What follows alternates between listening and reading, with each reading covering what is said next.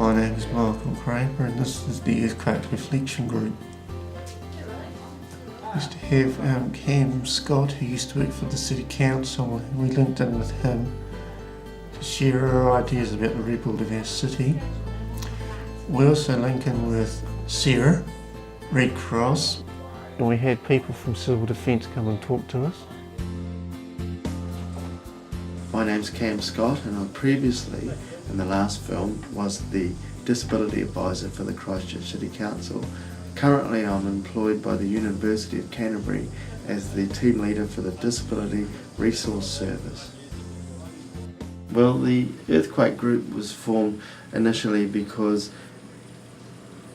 one of the key learnings was that people with intellectual disabilities had been missed out and they hadn't told their stories and people hadn't heard their stories, and it was also, in terms of demographics, it was a whole group of society that didn't have their say. And from a civil defence point of view, you know, they didn't have the data to better plan for people with intellectual disabilities. From there it developed into how to keep safe, good strategies around how to make good decisions, and then it developed into how do we get a emergency kit going, and from there they also became an advocacy group, so they shared their learnings with other people with disabilities. If an earthquake was to happen, Michael, what would you do? As part of the Earthquake Group, I've actually presented Shaken but Not Stirred workshop all about Christchurch after the February earthquake, and I've never seen a room of people so shocked to see what we've been going through, and absolutely the feedback we got was overwhelming. It's great that people with disabilities are educating other people with disabilities, so they are possibly more likely to remember the lessons learned as if they were just to come to another function and someone was to preach to them about what they need.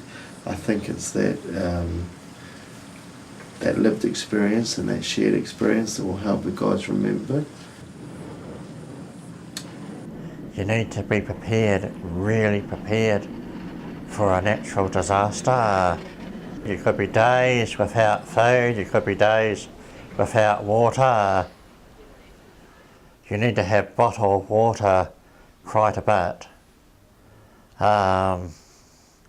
You really need a barbecue as well, or something that you can cook with that is not electrical.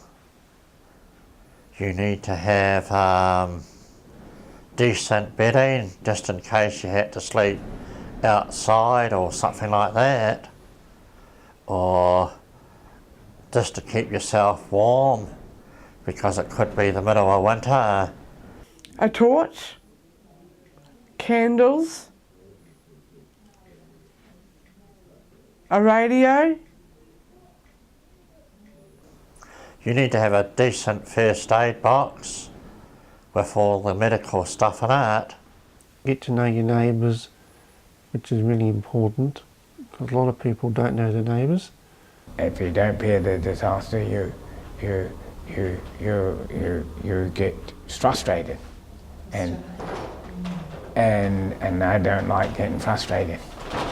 I think the group's been very inspirational on many levels. I think planners and civil defence people, right down to friends and family, have realised what a resource these people have been and can be, and I think it's all about that ongoing work of shifting from a deficit model of disability into a strengths-based approach where people can be valued and they can be part of the solution and are not seen as just as a problem.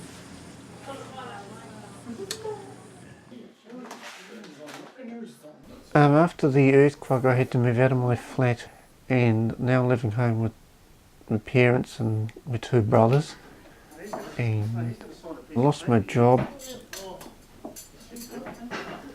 I used to work at Limwood Intermediate cleaning classrooms as a cleaner. Heki Parata decided, sorry, you got to close because of various reasons, but we won't get into the politics of that. Finding a flat nowadays is far too expensive, and you lose all that independence that you used to have when you used to go flatting. My life now in Christchurch has changed because now being here, skill-wise in Shauna Street, is a good place, but I don't really like it much. Like, we used to be in Gloucester Street right in the middle of town. There's more local shops around the square itself, where here you don't really get that. And plus with the buses as well, it's also difficult. It's so far away now. You're getting 2 buses out. 2 buses to go to work now like I used to. I used to walk there and walk back. I miss the exercise. Like I used to go do exercise, I could walk home. And I can't do that now. And I get very fat. I am now standing at the last remains of which used to be Kuritu Park. It was where I used to do training with Special Olympics New Zealand, and because now we don't have an artificial track, we had to train at Burnside High School on grass, and then every time when it rains it's always muddy, and we can't train on muddy grass.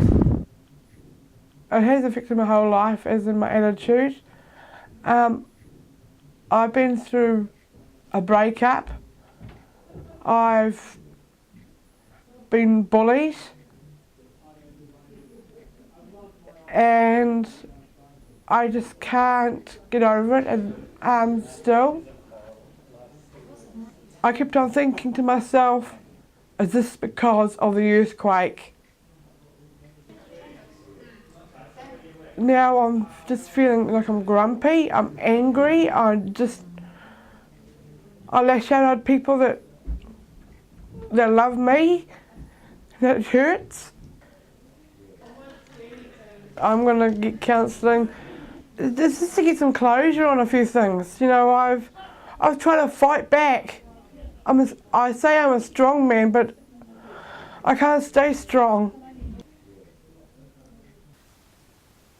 As after the earthquake, I went and saw a woman called Kim, if I say this right, Adahua. If I said that wrong, I do apologise.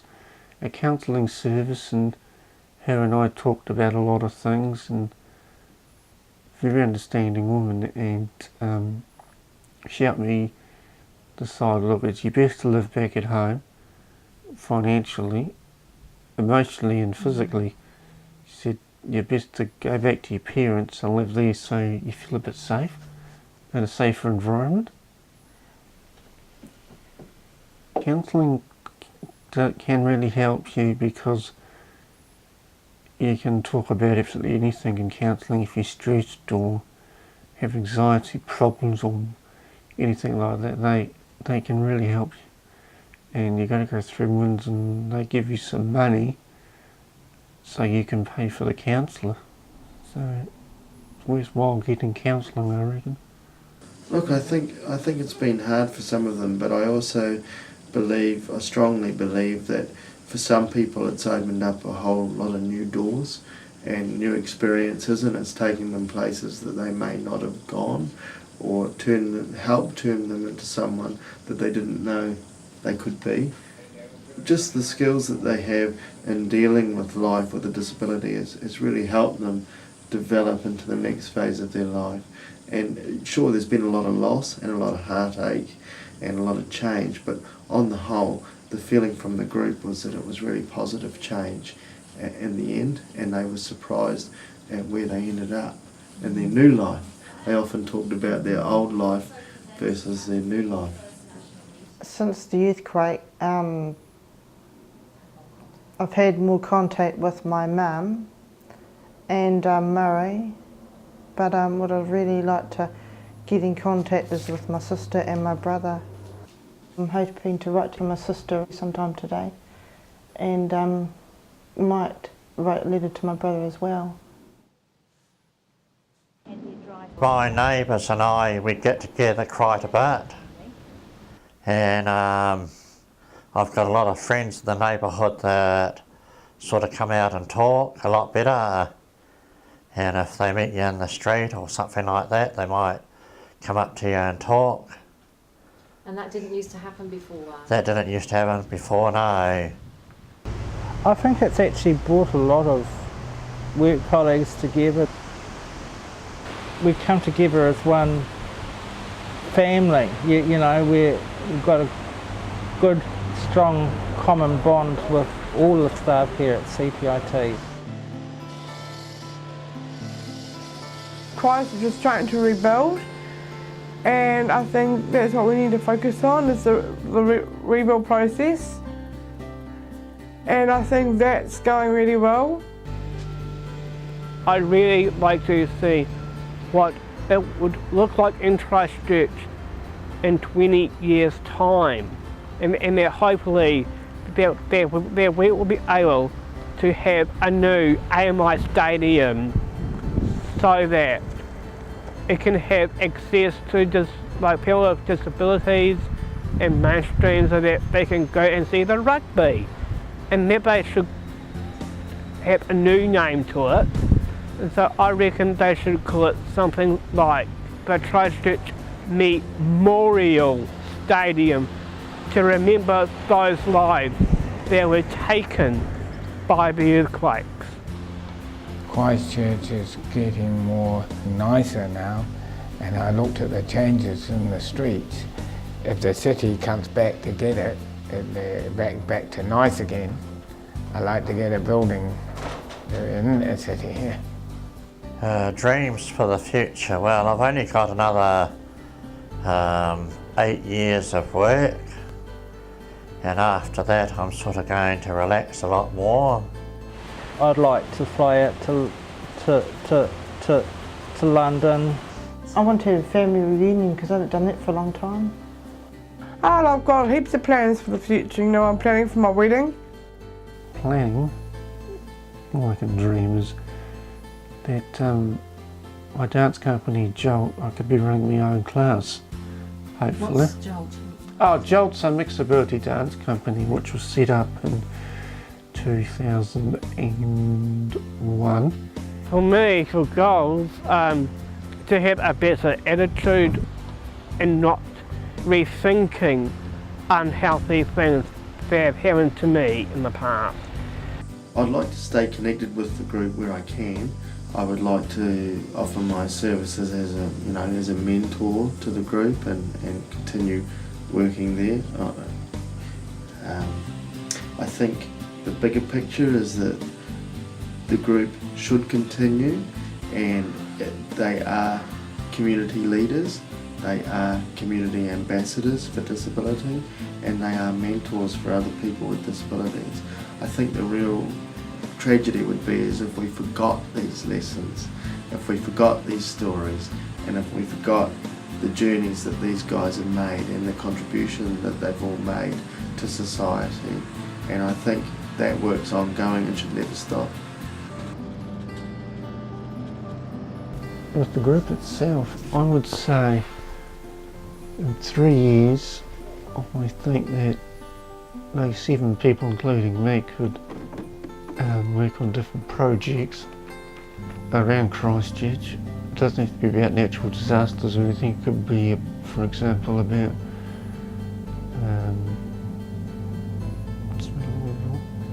trying to engage a network with different organisations through Sarah and the Red Cross and the council, just to name a few.